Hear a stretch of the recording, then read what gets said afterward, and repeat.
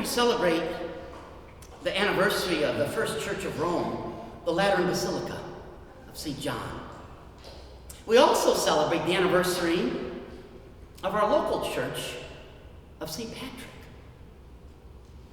This is the equivalent to a family celebrating the day that mom and dad got married. There is so much joy built into that day that the husband and his wife entered into covenant with God. That we not only celebrate the two becoming one flesh, but we also celebrate the birth and the baptism of all their children whenever we would celebrate their wedding anniversary.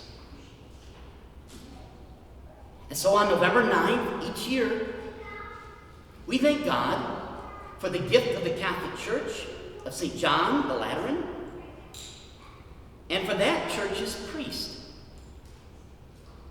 who happens to be the Holy Father, Pope Leo XIV.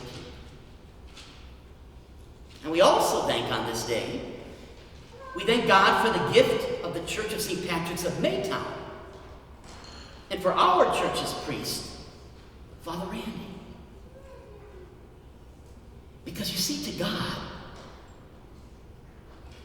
there is no difference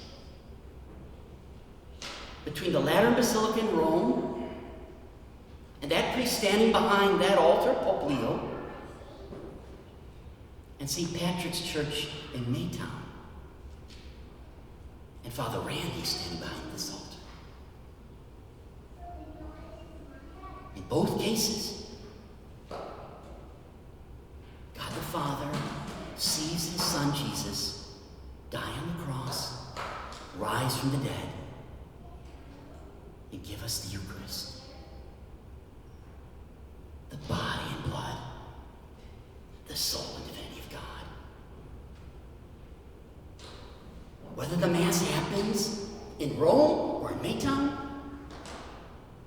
whether Pope Leo, Bishop Malloy, or Father Randy celebrate it, it is the same gift of God given to you.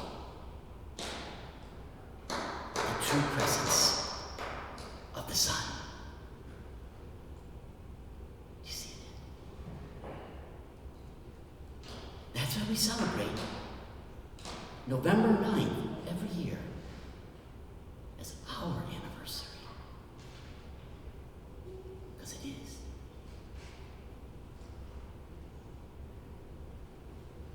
Now, perhaps of all three churches that I'm the pastor of, it's St. Patrick's that I immediately fell in love with. Because I've long had that spirituality of a dream team of saints. And St. Patrick's in Maytown is designed around this concept. That we all have our favorite saints, those members of the Church Triumphant that we naturally call on for help in living our Catholic life. In a world that still is as oppressive to the Catholic faith as it was in the early 4th century, when that first Lateran Basilica was dedicated. You see, circling the nave of your church are 7 saints captured in stained glass, which make up, with St. Patrick himself, your dream team of saints. It gives me great pleasure to introduce to you St. Anne, the Mother of Our Lady. St. Charles Borromeo, whose feast day was just last week, November 4th, and a saint who's on Father Randy's dream team. St. Margaret Mary of Antioch, who's a dragon slayer.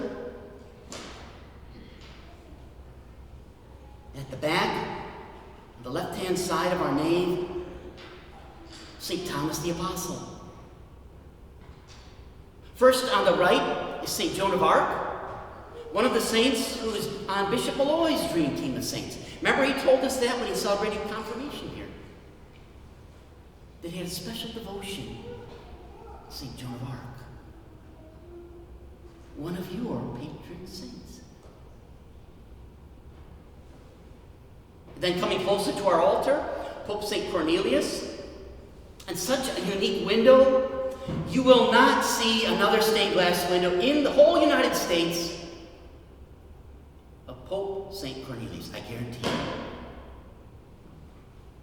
You find one, and I'll pay your DSA for the next 5 years. Go ahead, try it. I challenge you. That window is so unique to your church. No one has a stained glass window of Pope St. Cornelius. You do. He was Pope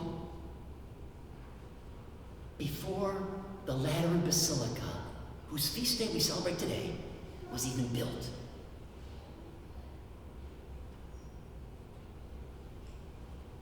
Then St. Bridget, and of course our patron, St. Patrick himself. An octave of saints who naturally present themselves to bend the ear of God with their intercessory prayer whenever we call upon them to do so. And these 8 great saints help us to celebrate the Mass and honor and worship God when our Lord truly becomes present, body and blood, soul and divinity, and the bread and the wine of only the Catholic Mass. No other church, save the Catholic Church, has the true presence of God dwelling in it. That's what makes this temple holy. And as important to God the Father as all the basilicas in Rome, Maytown, St. Patrick Church, is where his Son lives 24/7,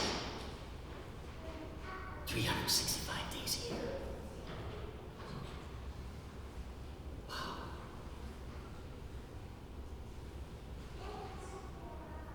Every holy hour that we celebrate, our dream team of saints at St. Patrick's Church help us to watch and to pray with our Lord in the Garden of Gethsemane. And when we repose our Lord after a holy hour, or when Father Randy locks the tabernacle doors after Mass, entombing our Lord once again, and we all go home, or to our work, or to the field, to live the vocation God has given us, these 8 saints remain in the presence of God and keep Jesus company until we come back to celebrate the Mass again. You have no idea how much you owe these 8 saints.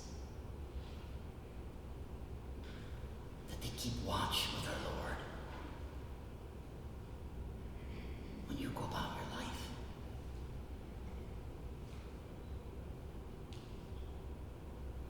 May we continue to thank God for the head church of the Catholic Church in Rome, St. John the Lateran, and for our Holy Roman Pontiff, Pope Leo. We thank God for our Catholic faith and for putting us, through our baptisms, into this one holy Catholic and Apostolic Church. We thank God by being appreciative to God for our local church of St. Patrick's in Maytown and the priest that God has gifted us with, Father Randy, the one without whom you would not receive